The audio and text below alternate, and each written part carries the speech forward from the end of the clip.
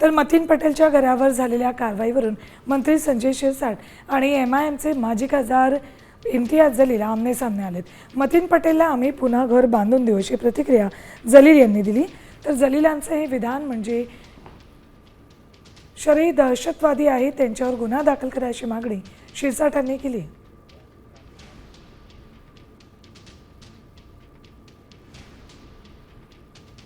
कोणीतरी पालकमंत्री बसतो, कोणीतरी नेता जाऊन मागणी करतो, कोणीतरी हे म्हणतो की आम्ही JCB ला स्वतः घेऊन जाऊन हे पाडू करके. हे गुंडा राज नाही आहे तर काय आहे?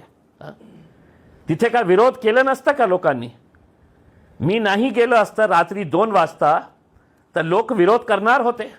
मी त्यांना एकच गोष्ट सांगितली होती की तुमचं घर पाडण्यासाठी ते येत आहे, ते घर पुन्हा बांधण्याची जबाबदारी आम्ही घेणार.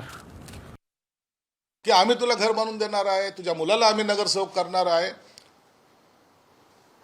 हा खऱ्या अर्थानं अर्बन अतिरेकी ज्याला म्हणतात, अर्बन टेररिस्ट, हा तो प्रकार आहे. पोलिसांनी तातडीने त्या इम्तियाज जलीलवर आज गुन्हा दाखल केला पाहिजे. रात्री 12 वाजता जाऊन तो तिथं बोलतो कसा, आरोपीच्या समनार्थ म्हणजे पाठिंब्यासाठी त्या ठिकाणी सभा घेतो कशी,